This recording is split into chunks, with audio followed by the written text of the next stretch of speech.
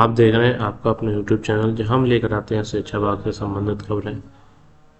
साथियों, समायोजन के चौथे चरण तीसरा चरण अभी कंप्लीट हो चुका है। सरकार की तरफ से उसके खिलाफ काफ़ी सारा विरोध प्रदर्शन भी हुआ, हाईकोर्ट भी गए हैं।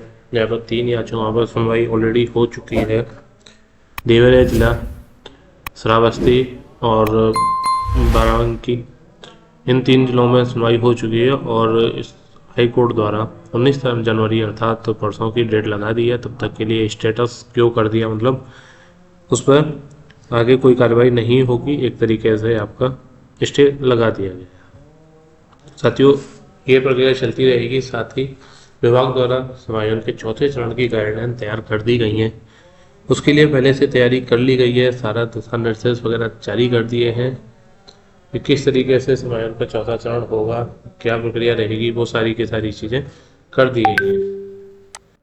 समायोजन के चौथे चरण कब होगा उसका टाइमिंग सेट कर दी है। क्या स्वैच्छिक होगा, ज़बरदस्ती होगा, क्या ब्लॉक चेंज होंगे, क्या दिशा निर्देश हैं, सारी की सारी आज बातें आज की वीडियो में हम डिस्कस करेंगे आपके साथ। साथियों, सबसे पहले बात कर लेते हैं समायोजन चौथे चरण कब होगा। ये तो साथियों, ये आपका अप्रैल में किया जाएगा चौथा चरण। अप्रैल के महीने में जो छात्र संख्या होगी उसी को ध्यान में रखते हुए आपका समायोजन कर दिया जाएगा। फिर आता है समायोजन किसका होगा, जूनियर का होगा या सीनियर का होगा। तो साथियों, अभी की जो रिपोर्ट आ रही है निकल कर, उसके हिसाब से समायोजन आपका जूनियर अध्यापक का किया जाएगा। भले ही कोर्ट ने जूनियर अध्यापक के समायोजन पर रोक लगा रखी है, लेकिन सरकार की तरफ से जूनियर अध्यापक के समायोजन के लिए पूरी तरह से चीज़ें तैयार कर दी हैं। विद्यालय में जो भी कनिष्ठ होगा उसका समायोजन कर दिया जाएगा।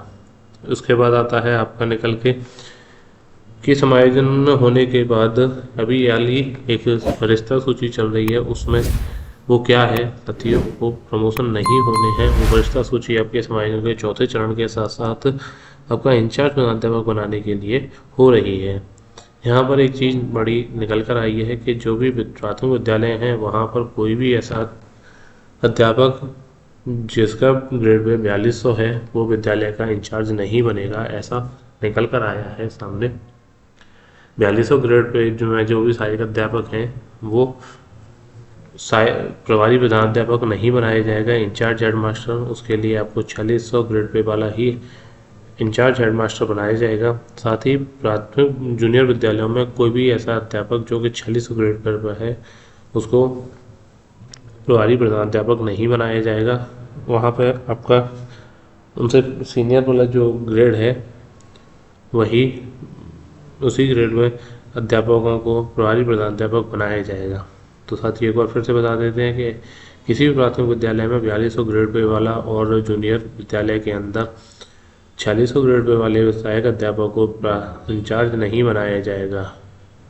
आपका या तो प्रमोशन किया, नहीं तो चयन वेतनमान 10 साल के बाद लग जाता है, तो फिर तभी आपका इंचार्ज बनाया जाएगा। उसके लिए समायोजन करना पड़ेगा, क्योंकि बहुत सारे विद्यालय ऐसे हैं जहाँ पर 4200 ग्रेड पे वाले ही हैं, तो 4600 ग्रेड पे वालों को उस विद्यालय के अंदर भेजा जाएगा और वहाँ से 4200 ग्रेड पे वालों को निकाला जाएगा। इस तरीके से पूरा का पूरा लगता है कि रोस्टर विधि से विद्यालयों की पूरी संरचना चेंज हो जाएगी।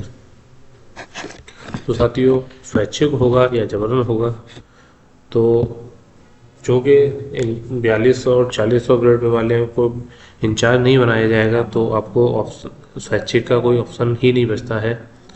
फिर वहाँ पर आपको ज़बरदस्ती ही डाला जाएगा, क्योंकि स्वैच्छिक में तो कोई जाना चाहेगा या नहीं जाना चाहेगा, तो आप स्वैच्छिक का भूल जाइए, वहाँ पर आपको ज़बरदस्ती ही भेजा जाएगा। जहाँ भी मन किया जाएगा वहाँ भेज देंगे, कोई विकल्प नहीं लिया जाएगा, सिंपल आपका समायोजन कर दिया जाएगा सरकार अधिकारियों की स्वेच्छा के हिसाब से। तो दोस्तों, तीसरा जो पॉइंट था कि हमारा स्वैच्छिक होगा या जबरन होगा, तो स्वैच्छिक नहीं होगा, ये फ़िलहाल तय है। आप विकल्प के भरोसे बैठे हैं तो उस चीज़ों को अपने दिमाग से निकाल दीजिए कि कोई विकल्प नहीं भरवाया जाएगा, तो कोई भी स्वैच्छिक नहीं होगा, ज़बरदस्ती ही कराया जाएगा। फिर आता है क्या ब्लॉक बदला जाएगा। तो साथियों, ब्लॉक बदलने की भी पूरी संभावना है। अगर आपके आसपास के विद्यालय में कोई ऐसा अध्यापक है जो कि 4600 ग्रेड पे वाला है प्राथमिक में, और जूनियर में 4600 से ऊपर वाला है, तो उनको फिर आपके विद्यालय में भेजा जाएगा। इस तरीके से हर विद्यालय के अंदर प्रभारी प्रधानाध्यापक कंपलसरी बनाया ही जाएगा। ऐसा नहीं है कि वहाँ छोड़ दिया है, प्रभारी प्रधानाध्यापक अवश्य बनाया जाएगा, चाहे वहाँ अभी है या फिर नहीं है। अगर कोई है तो फिर वहाँ वो देखा जाएगा कि क्या उनके पास, ऐसा तो नहीं है प्राथमिक में 4200 ग्रेड पे वाला को प्रभारी प्रधानाध्यापक बना रखा है और जूनियर में 4600 ग्रेड पे वाले अगर ऐसे हैं तो उनसे हटाकर किसी दूसरे को प्रभारी प्रधानाध्यापक बनाया जाएगा। और आपके विद्यालय में अगर ऐसा एक भी अध्यापक नहीं है तो फिर आपके दूसरे ब्लॉक से या दूसरे स्कूल से अध्यापकों को आपके विद्यालय में भेजा जाएगा। अगर ऐसा होता है कि आपके स्कूल जो ब्लॉक है वहाँ पर 25 विद्यालय ऐसे हैं जहाँ पर कोई भी प्राथमिक में 4600 ग्रेड पे वाला और जूनियर के अंदर 5200 ग्रेड पे वाला नहीं है, तो फिर और हमारे पास जो एक्स्ट्रा टीचर हैं वो कम पढ़ रहे हैं तो दूसरे ब्लॉक से फिर आपके ब्लॉक में डाले जाएंगे। तो इसलिए ब्लॉक चेंज होने की पूरी संभावना है। ब्लॉक आपका चेंज होगा साथियों, ब्लॉक चेंज होगा, लेकिन ये कंपलसरी नहीं कि सभी का ब्लॉक चेंज होगा। ये डिपेंड करता है कि आपका नाम कौन से नंबर पर आ रहा है और आपके आसपास क्या कंडीशन चल रही हैं आपके आसपास विद्यालयों में, तो ब्लॉक चेंज होगा। लेकिन ऐसा भी नहीं है कि बहुत दूर भेज दिया जाए, जैसे आपके 3-4 ब्लॉक छोड़ के भेज दिया जाए, वो संभावना कम से कम रहेगी। आपको पहले तो अपने ब्लॉक में ही समायोजित किया जाएगा। अगर वहाँ पर जगह नहीं बचती है तो फिर आपको पास के किसी भी ब्लॉक के अंदर भेजा जा सकता है। साथियों,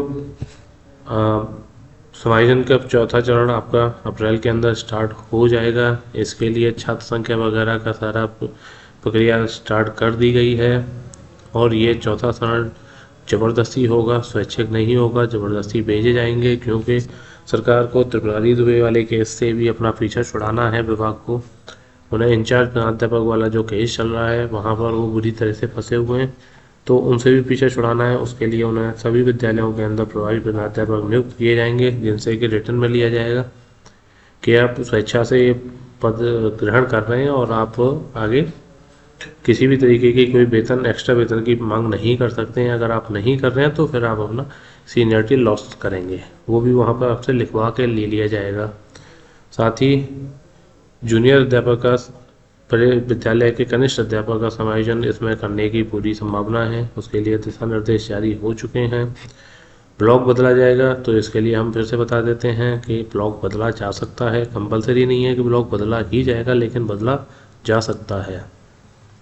तो साथियों, इस तरीके से पूरे दिशा निर्देश जारी कर दिए गए हैं और अप्रैल के महीने में होना है, तो 2-3 महीने ही बाकी हैं। तब तक अगर कोई कोर्ट केस में कुछ बड़ा डिसीजन आता है तो हो सकता है कि सरकार जूनियर वाले को फिर हटाकर सीनियर का ही समायोजन कर दे, लेकिन समायोजन अवश्य होगा। साथ ही जो जूनियर अध्यापक हैं,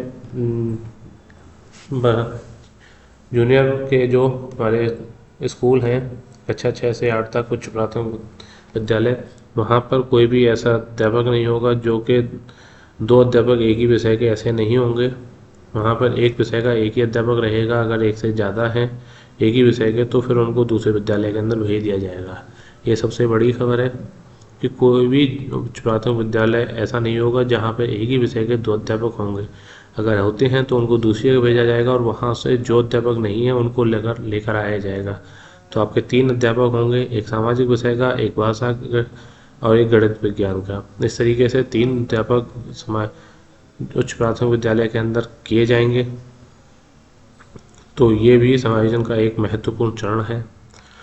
साथियों, एक चीज़ खबर और हम आपको बता देना चाहते हैं कि कल ही एक हाईकोर्ट द्वारा आदेश जारी किया गया है कि जो जूनियर के विद्यालय अध्यापक हैं उनका प्रमोशन आपका जिस तरीके से पहले खंड शिक्षा अधिकारी के लिए हो सकता था वैसे ही अब फिर से हो पाएगा। अभी कल ही 2 अध्यापकों के प्रमोशन के लिए लेटर जारी कर दिया गया है कि उनका खंड शिक्षा अधिकारी पर होगा।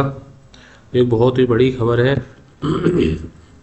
जो कि 20 साल पहले हुआ करती थी। ये प्रक्रिया बंद कर दी गई थी बीच में, अब फिर से लंबी चौड़ी एक कानूनी प्रक्रिया में जीत हासिल करने के बाद ये अच्छी खबर शिक्षकों को मिली है। तो साथियों, ये थी हमारी आज की वीडियो। अगर वीडियो अच्छी लगी हो तो कृपया चैनल को सब्सक्राइब करके वीडियो को लाइक और कमेंट करना ना भूलें। मिलते हैं पसंद वीडियो में, तब तक के लिए धन्यवाद।